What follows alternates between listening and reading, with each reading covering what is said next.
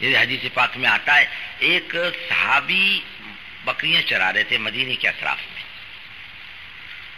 ایک بھیڑیے نے بکری پکڑ لی، انہوں نے بکری چھڑا لی بھیڑیے کے منہ سے۔ بھیڑیا کہنے لگا اللہ تعالیٰ نے میرے کو روزی دی اور تم نے چھین دی۔ بہت ڈرے کہ بھیڑیا بات کرتا ہے، فرمایا میرے بات کرنے پر تعجب مت کرو، بلکہ اللہ کے رسول صلی اللہ علیہ وسلم مدینے میں ہجرت کر کے تشریف لا چکے ہیں، تم ابھی تک نہیں پہنچے ایمان لانے کے لیے، تعجب کی بات یہ ہے۔ اب اس کی زبان سے بات سنی، اب بھیڑیا کون ہے؟ ایک درندہ ہے، مخلوق اللہ تعالیٰ کی، اس کی زبان سے بات سنی اور اللہ کے رسول صلی اللہ علیہ وسلم کی خدمت میں پہنچ گئے، وہ بھیڑیا ہدایت کا سبب بن رہا۔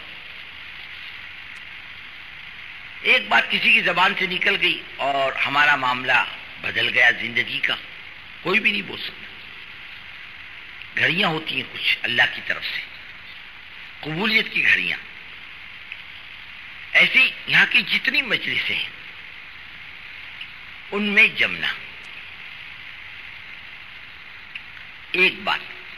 پھر یہ آنے والا مجمع جو ہے یہ نیوں کا تو ہے نہیں، پرانوں کا، جو اپنے علاقوں میں کام لے کر چل رہے، اپنے ضلعوں میں کام لے کر چل رہے، فکر مند ساتھی ہیں،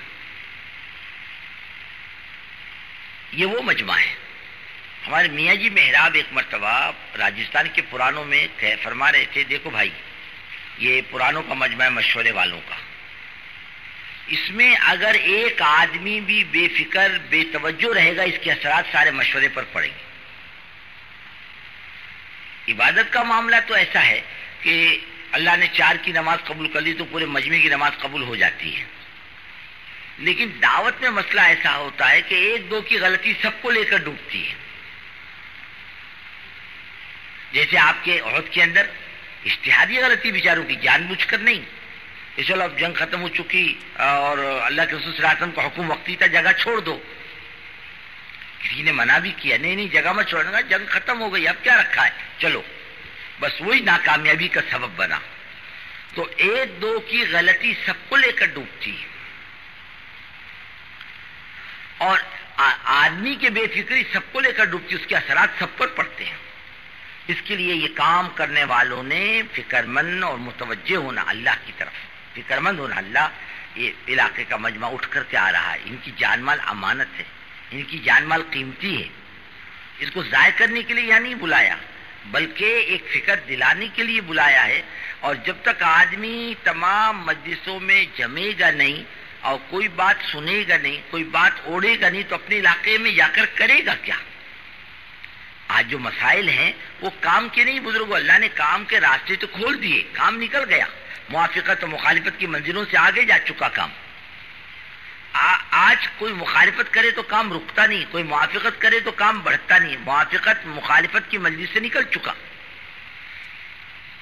استدبار کے زمانے میں کام کرنے والا محفوظ رہتا ہے اور کام خطرے میں رہتا ہے۔ استدبار کے زمانے میں جب مخالفت ہو، رکاوٹ ہو، بات نہ سنی جائے، دھکے مارے جائیں، نکالا جائے، اس زمانے میں کام خطرے میں رہتا ہے، کام کرنے والا خطرے میں نہیں رہتا۔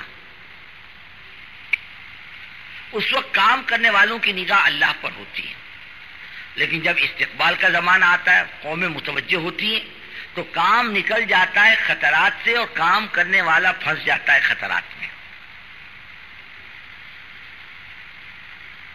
یہ خطرے کی گھنٹی ہے۔ امام احمد بن حنبل رحمۃ اللہ علیہ فرمایا کرتے تھے، جیل کا زمانہ اچھا تھا یہ عزت کے زمانے کے مقابلے میں، وہ مار کا زمانہ، مخالفت کا زمانہ، کہا وہ اچھا تھا۔ یہ جو آج کا استقبال کا زمانہ آیا ہے، فرمایا یہ خطرے کا زمانہ ہے، آدمی اس میں بچل بھی سکتا ہے۔ اسی زمانے میں تو کام کرنے والوں میں گروپ بنتے ہیں، اسی زمانے میں تو تیری میری ہوتی ہے، اسی زمانے کے اندر تو آدمی اپنی ڈیری کی مسجد الگ جماتا ہے، اپنا مقام الگ بناتا ہے، اپنی پوزیشن الگ بناتا ہے، پھر علاقائی ذہن بنتا ہے، صوبائی ذہن بنتا ہے، ضلع کا ذہن بنتا ہے، اور اپنی بستی کا ذہن بنتا ہے۔ یہ سب گندی ذہنیت ہے۔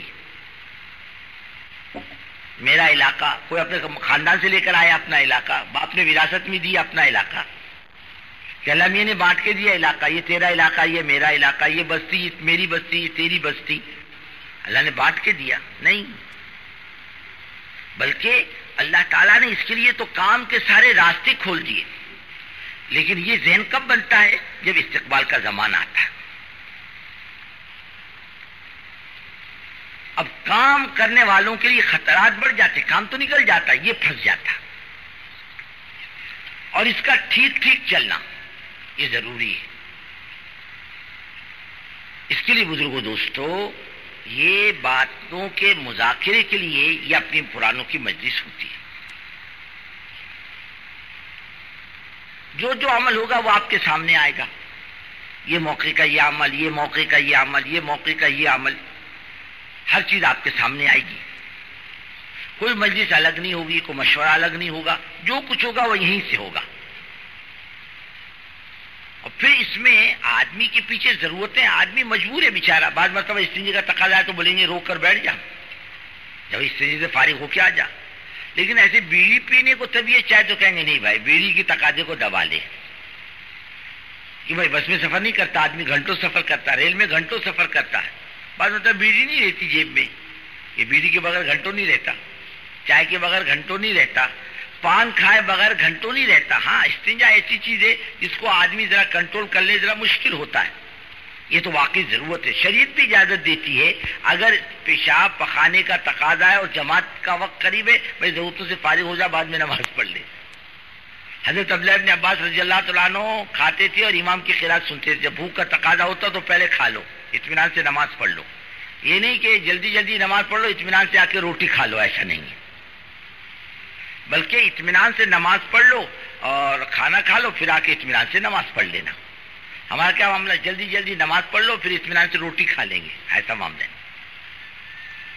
شریعت میں جہاں کی گنجائش ہے وہاں کوئی روکتا نہیں، اور جہاں گنجائش نہیں آدمی زبردستی چلے پھر اس کی تو کوئی گنجائش نہیں۔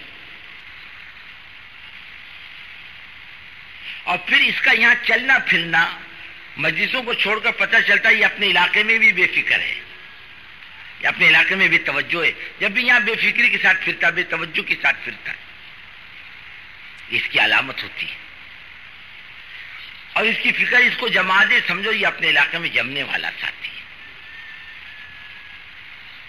اس لیے ایک بات کی گزارش، ان مجلسوں میں جمنا اور آدمی میں فکر ہو کام آگے بڑھانے کے سلسلے کہ اللہ کام کسی طریقے سے آگے بڑھے۔ اس وقت تو مزاج خداوندی ایسا دکھتا ہے بزرگوں کہ جس کی زندگی میں دین ہوگا وہ خیر سے رہے گا، امن سے رہے گا، اور جس کی زندگی میں دین نہیں ہوگا پریشانیاں کھا لیں گی اس کو۔